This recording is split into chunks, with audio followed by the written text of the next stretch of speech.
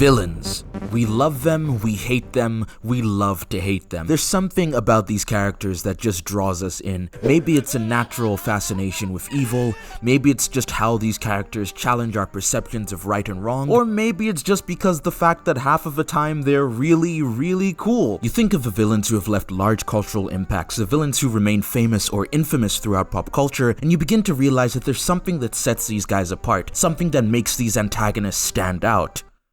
Aura.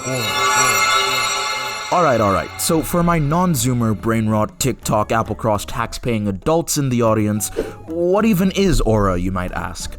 Well, aura is, it's kind of like, how do I explain this? Aura is presence. It's walking into a room and everyone notices you. The type of villains we're talking about today are the ones that absolutely take control every minute they're on screen. They make you want to keep watching what you're watching, be it to see what evil actions are going to take next, or how our heroes will eventually defeat them. This video is mainly going to be talking about anime villains, but I might pull a few examples from non-anime media to make a point. Starting off with the king of curses himself. You reached Vinland.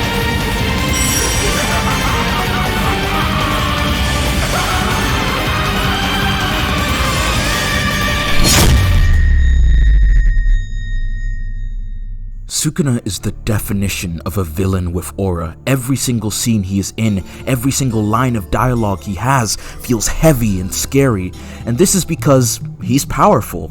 One of the most common tropes with these types of villains is the absolute power they possess. They make our heroes almost feel powerless. It's important you show why these guys are actually a threat.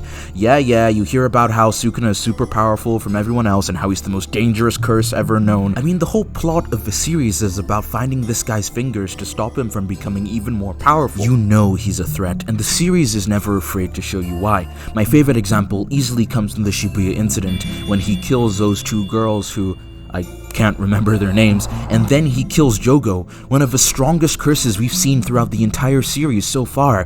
The Jogo that killed all of these sorcerers so easily.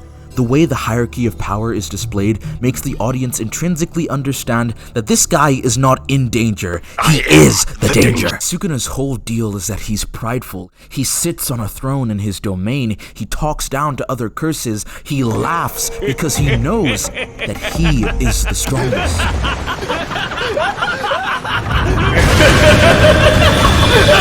Strength and power are only one aspect of aura.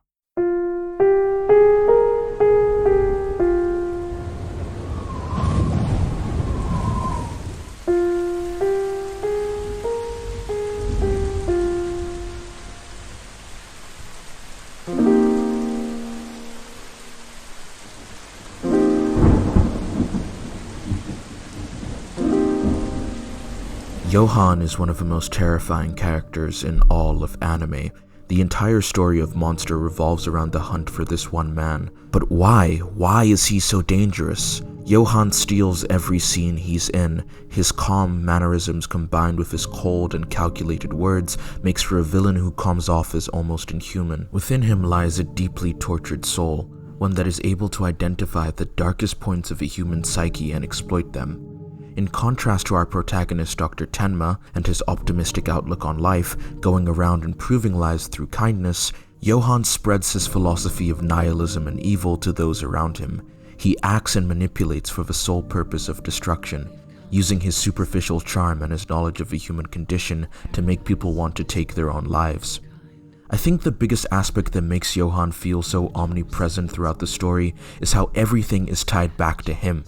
But at the same time, he's not present throughout the majority of the story. In the almost 27-hour-long run of the anime, Johan has a screen time of just under 2 hours, and yet his presence is felt even when he's not on screen, because he's in control of everything. Everyone is running and falling over each other, without a thought for anyone but themselves. Can you sense it in the room? The fear. Johan scares me because he's not a person with identifiable or understandable goals and motivations. He acts less like an evil of character and more like a force of nature. He wishes to erase everything and then himself with all proof that he ever existed.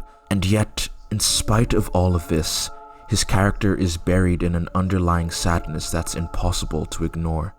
Johan is as much a victim as he is a villain, a boy subjected to horrific psychological experiments, stripped of any identity he could have once had, any name once given. All that's left is a nameless monster, wandering and searching for the end.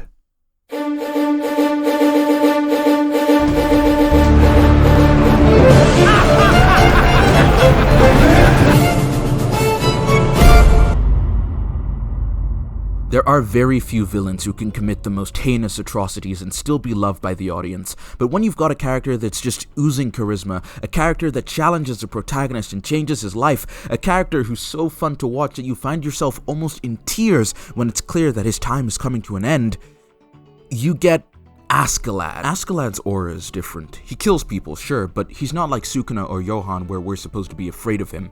Of course, he leads an army of violent Vikings that pillage and destroy everything, but that's not all there is to his character. If it was, he wouldn't be so fun to watch. Askeladd's evil actions are juxtaposed with rare moments of kindness he shows to Thorfinn. His savage and brutal combat with his wise and caring words, his rage with his charm. Askeladd is a character of contradiction, one who's misunderstood by everyone around him, right up until the very end. And what I find personally most interesting about Askeladd is how his power is put into doubt once he begins to fail his men. He isn't a perfect leader or a perfect strategist or even a perfect criminal. He's just a human.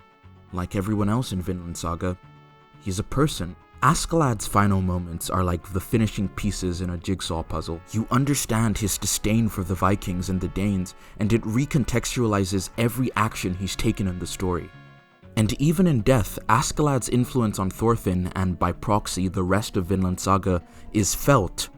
Aura beyond the grave. That is the power of a true king.